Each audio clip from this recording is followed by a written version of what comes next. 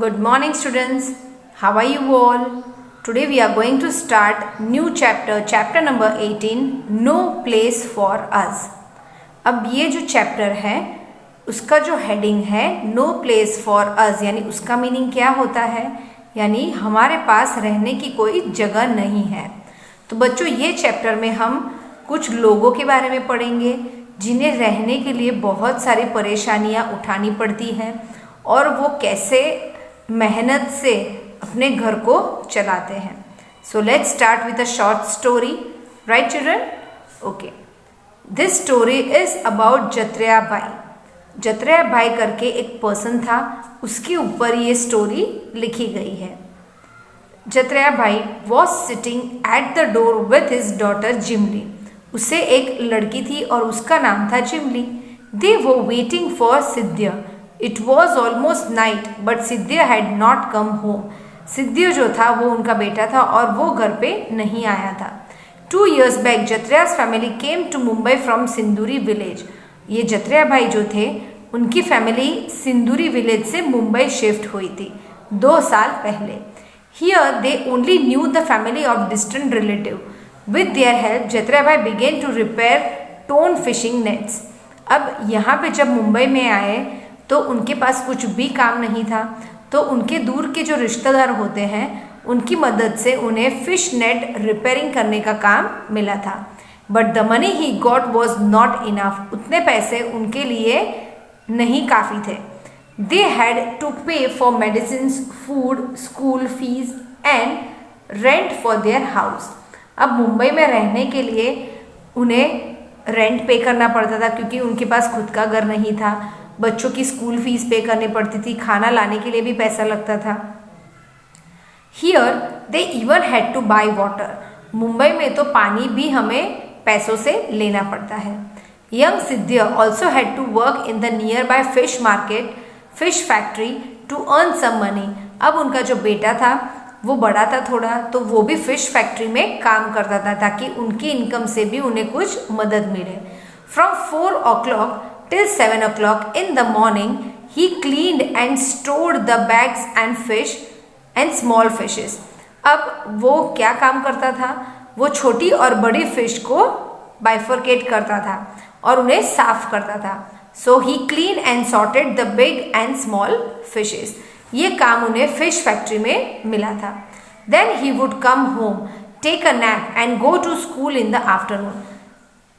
Early morning में वो ये काम करता था, मॉर्निंग में 4 to 7 और आफ्टरनून में वो स्कूल जाता था।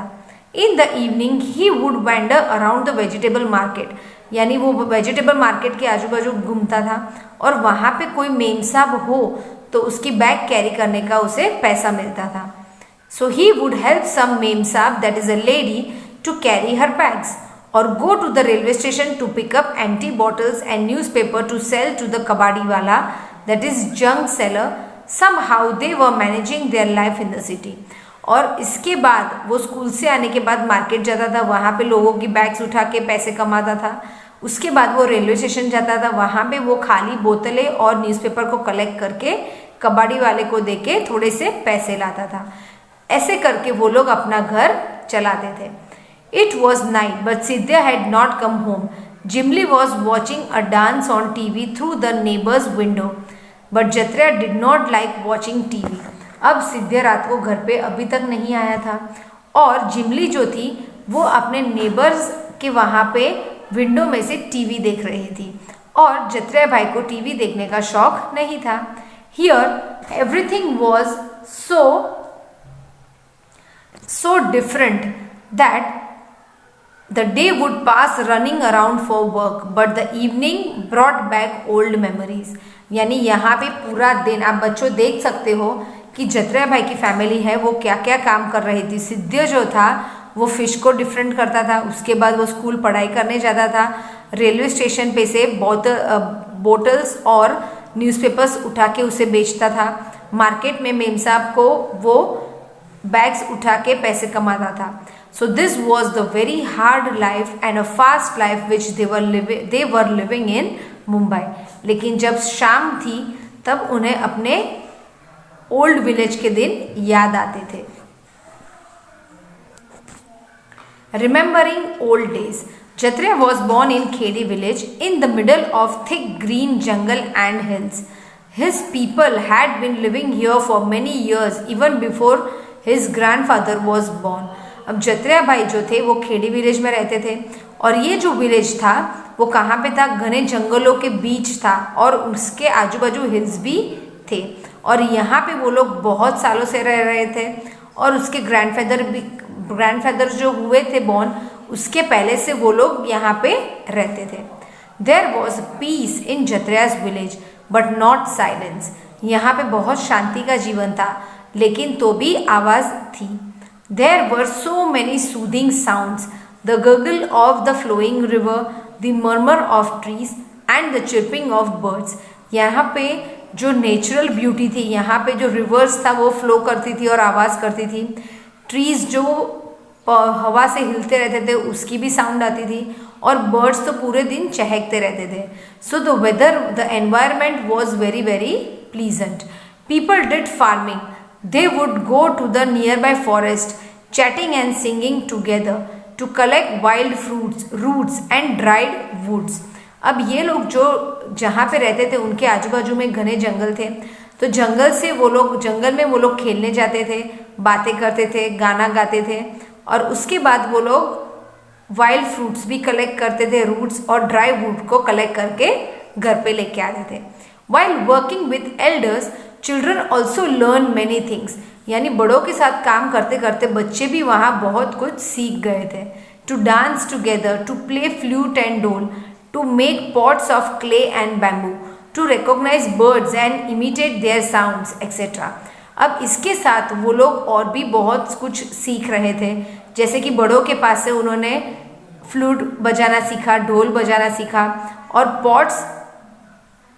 पॉट्स बैम्बू और क्ले में से कैसे बनाते हैं वो भी उन्होंने सीखा था और बर्ड्स के डिफरेंट आवाज़ भी वो लोग निकाल सकते थे.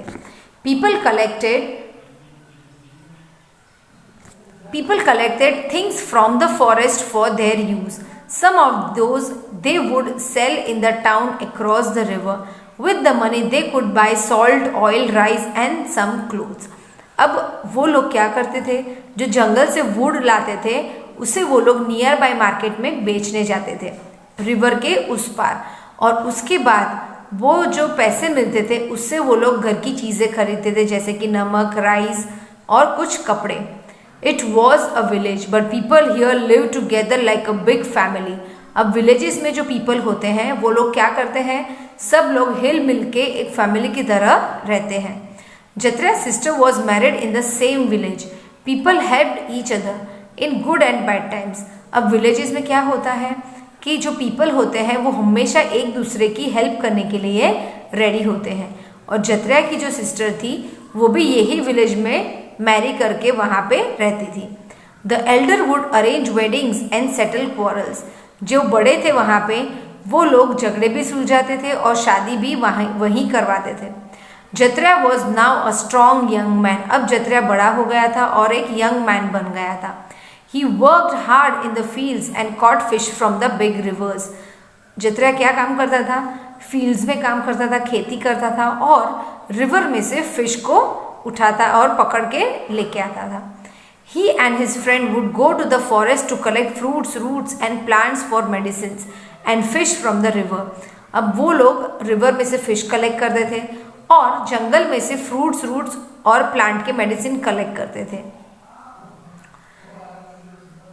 To sell these in the town. अब ये सब इकट्ठा करके वो लोग शहर में बेचते थे.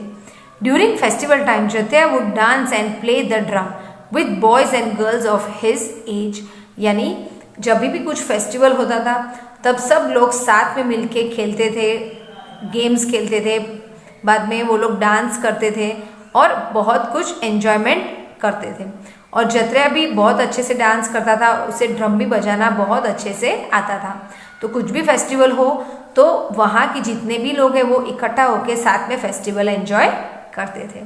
So I hope children you understood about the Jatreya's Khedi village and how the people were living here happily, right? In next session we will continue more about Khedi village. Thank you and have a nice day children.